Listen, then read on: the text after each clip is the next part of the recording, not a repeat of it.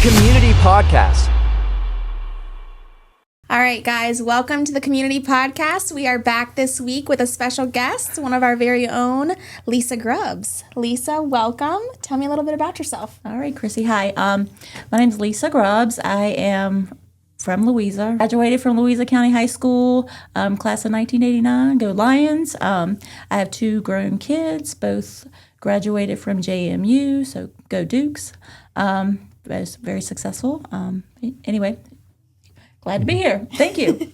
Awesome. And we're glad to have you here. Yes. So with the beginning of school right around the corner, tell me a little bit about before and after school. How has it changed since you were here last? Oh, wow. So, it was a very long time ago that I was here. And back then, I would say, the communication has changed, the way we communicate within our program and department, but also with the parents. We have our ProCare system to help with that communication, but also collecting our funds. We're not really collecting money on site, which sometimes that can be not the best, but it works. Yeah. So I think that, you're one of the OGs in the department. I like that you got to come back, and we're so grateful for that. But it has changed a lot, and, technology has advanced a lot, and I think that Absolutely. You've done a great job utilizing that so parents can do that automated payment if they want to. You can communicate with them at a click of a touch if you need to. It's not like you have to go look up them in the phone book or anything now. You have all of their information right there. Yes. And I feel like someone that's been around for a while that there's a stronger focus on values right now within the Childcare program. Can you talk a little bit about that? For me, I think that starts with our staff, and one of the first things that I really promote and encourage with the staff when they come on board is, how important they are, and they have a purpose, and they're valued, and I hope that is distilled in them so that they can pass that on to the children when they're engaging with them on a daily basis, so the children can build their confidence, can feel good about themselves and their self-esteem. So yes, I think that's how that works. I think it's neat when you come back to a place like Parks and Rec and you have the opportunity to see maybe parents that, were participating in the program at one point. I think it's neat to see that and hear their thoughts about it as well. So, but I think the value piece is a big part of the change and what makes this program special. Yes, absolutely. Yeah, so as a parent, this is, my oldest's first year in the program, and safety is, of course, a parent's top concern. Can you tell us how you make sure that our program is safe? Sure, absolutely. We make sure, of course, all of our staff are trained. But on top of that training, we just encourage them to be monitoring and keeping all the children in sight at all times, just following all those guidelines that the training provides for them, and just that having them feel safe and comfortable with our staff. I think that's important, not just physically safe, but also, socially and emotionally safe. And I think that's just important to just kind of meet the needs of all the children. Yeah. So I know you talked about training. What type of training does the staff were they required to do? Sure. So we are a subsidy vendor. So we are monitored by the state. So we're required to have that staff are CPR first aid trained. The social services or the state has trainings that are required every year, and I think that's a maximum or up to 16 hours is required, and that's about recognizing child abuse and neglect, health observation, being able to monitor the children and understand if something might not be right today, so want to give mom a call. So just they're trained in those areas. Yeah, that's awesome, and I know as a parent that y'all do a really good job of checking IDs every time too, Yes. which I really appreciate. Absolutely. If you know me, I'm a safety freak, but I love that they check, even if they've seen me and they know me, they still check my ID every single time, and that means a lot to me. Yes, absolutely. That's very important, especially because with before and after school, sometimes the same staff might not be there, so it is very important. I encourage them, like you said, even if they know you, they should still be checking your ID. Yeah, I think that's awesome. So can you talk a little bit about the daily schedule and some of the activities that they will be able to participate in? Sure. With the before and after school, I have this vision that I really want the program and the kids to feel. I want it to be a calm setting. because they're either getting ready to go to school or they're finishing up their long day of school. So, the activities, they'll be in the morning, it'll just be quiet activities, letting them talk with staff, getting ready for their day at school, if there's anything they need to process. Hopefully I want the staff to build that relationship so that they're ready for their day. And then when they come back, the same kind of thing. I want to see this calm environment, but there'll be lots of there'll be active play. There'll be large group and small group games where the staff can really engage with the kiddos, and they'll be able to go outside. There will be some time that they also can do homework where staff can support them if needed. Great. I know you talked a little bit before about the physical, mental, and one more development. What was the last one? Emotional development. Mm-hmm. Tell us how you've kind of modified the program to be able to make sure that that's being impacted in all of the children. The way I was just really trying to educate the staff and help them to understand the importance of child development and just all areas of the child. It's all important, not just the physical or the emotional. It's all important, and so we want to try to meet every child and meet their needs through the activities that we provide. Yeah, I think it's great. I think that as a parent, I've been able to witness a little bit of it, and as an insider as well. But, I've seen y'all do group games, and if somebody's not feeling a group game, that's okay. They have the opportunity to play with some Lego blocks, and a staff member sits there and plays with them. So it's nice that your staff is meeting the kids where they are, Absolutely. Not always expecting them to play a game that they don't want to. Right. So it's really nice. I know you talked about homework help a little bit earlier. Tell me about that, because I know as a parent, that's something I dread. I dread that my kid's been at school all day, and now they have to do homework the only time I get to see them. Right. So how do y'all help with homework? Well, what I envision, again, with the after school is just really teaching the kids, the consistency and being consistent and having structure, and really encouraging them to try to get that homework done so that they can have that quality time with their family when they get home. And I know sometimes they may not want to do it, but I envision us trying to do it in a way that the kids will understand the importance of taking care, getting it out of the way. Especially talk to the parents. Hey, what's your routine like at home, so that we can encourage the kids. Hey, get your homework done so you can have more time with mom and dad this evening. So just really kind of encouraging that and teaching them to have a routine so that our schedules will be pretty as consistent as we can make them. We also understand, kids are kids and things are going to change, and we may not always be right on schedule, but that's ultimately our goal, so that they can learn that consistency and learn that discipline to take care of things. Yeah, and that accountability, I think, is something that's going to go a long ways with them. Like, if you're not getting your homework done after school, you're going to have to miss out on some family time then, and hopefully that will help teach them and instill that in them. Yes. So what kind of supports are in place or that you're thinking you can incorporate into our program to help children with unique needs or special needs? With my background, prior to this position, I've been in the mental health field for 18 years. So I've worked with lots of kiddos. And I just think what I envision is what I think we can do is just meet, as we said before, meet every kid where they are. And so we will need to get to know that kid. And if a kid maybe is having an off day, maybe some behaviors, we can have a lot of communication with the family. We want to work very closely with the families and the school on top of that, just so that we can meet these kids' needs, because they've been in school all day. And for example, maybe if there's a behavior or a concern in school, if they're doing a specific intervention plan, maybe we can carry that over into our after-school program, so that we can try to do our best to meet the needs of all the kids that we can.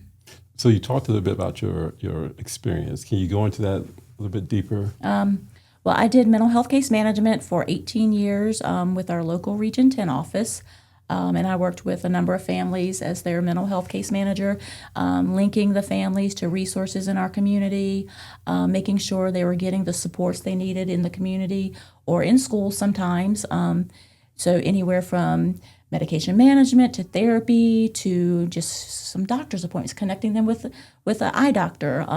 So I have lots of contacts here locally and in our surrounding counties. And before that, you were working where? Right here. This might have been a storage closet or something at the time.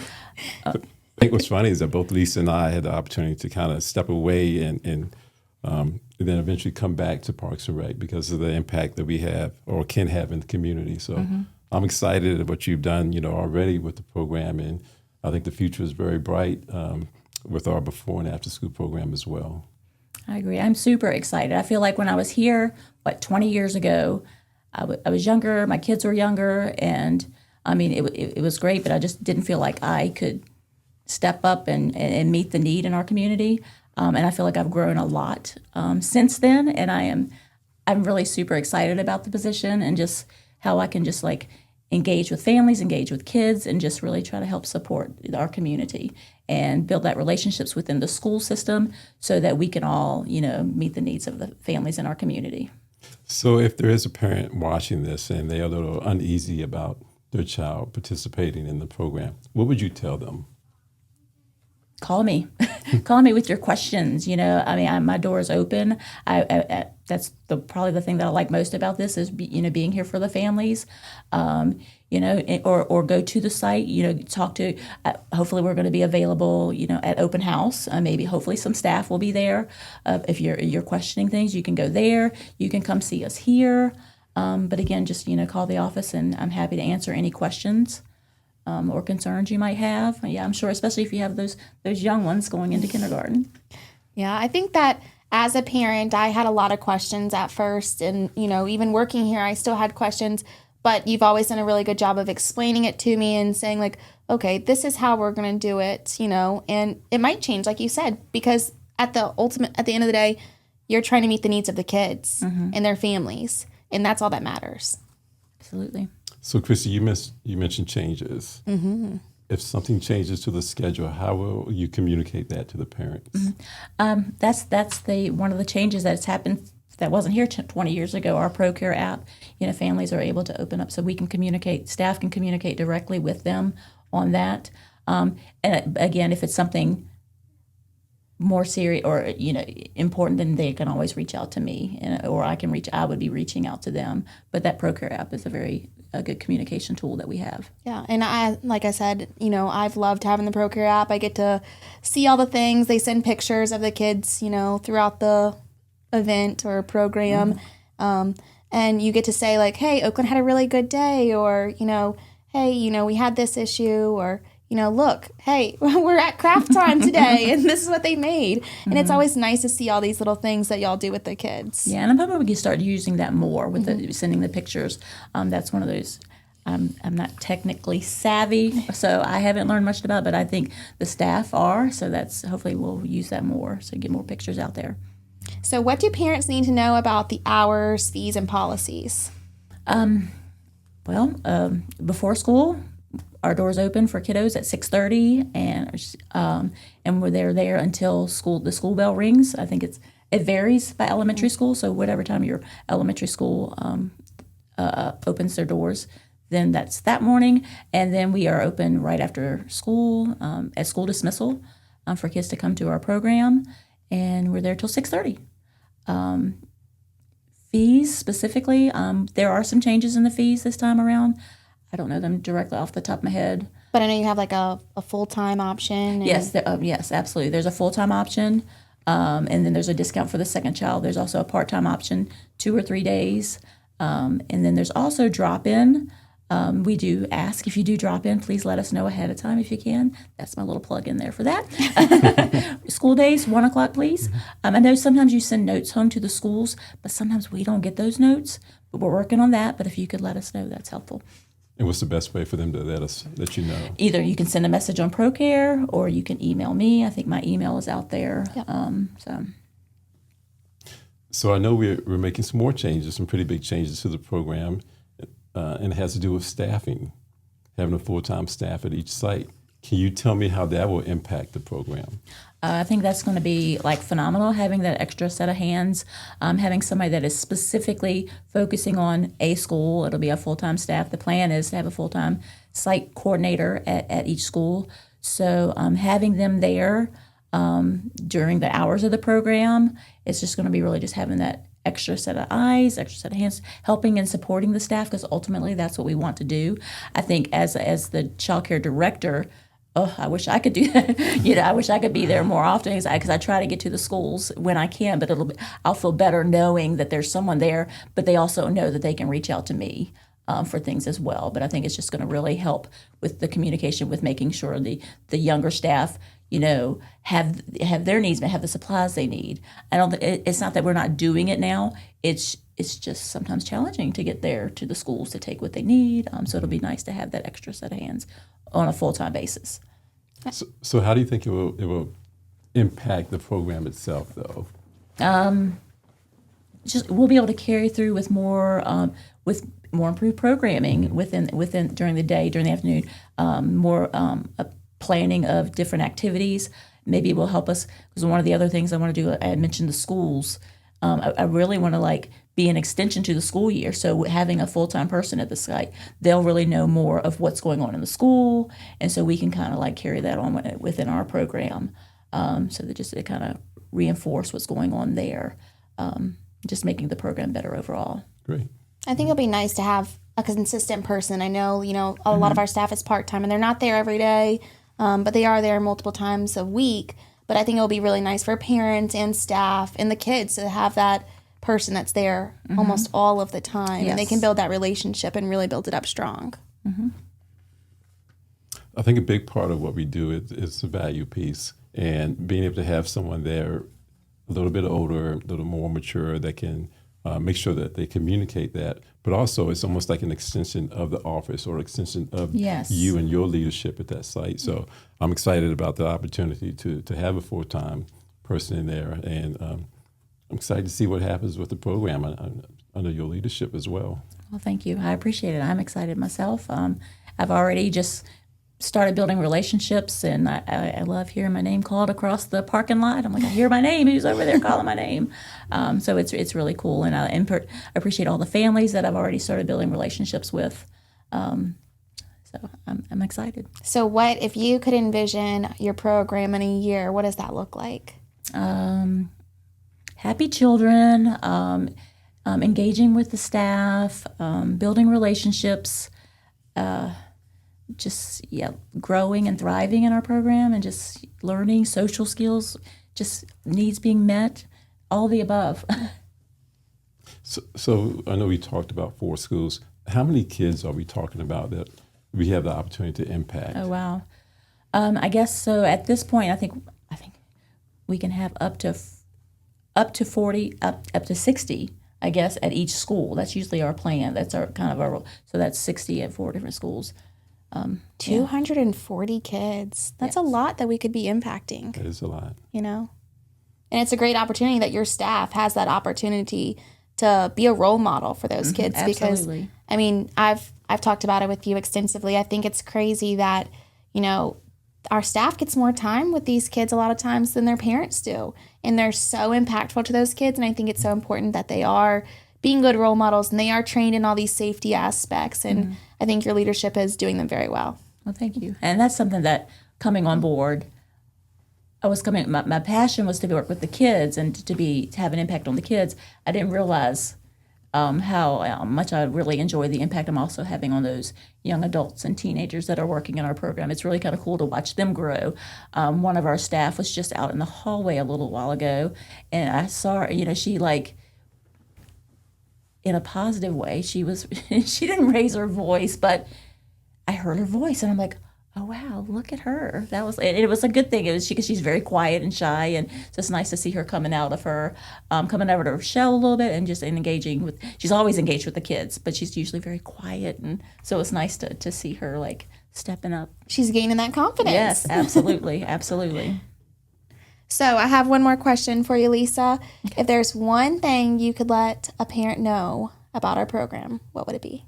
I want parents to realize that, we're not just babysitters. We're not just any childcare program. We're out there with a vision, and we want to be building relationships every single day with your children. Awesome. Well, thanks, Lisa, for joining us today. We're excited to watch what happens with the kids and just watch not only you grow, but watch the growth of the program as well. Thank you for joining us today.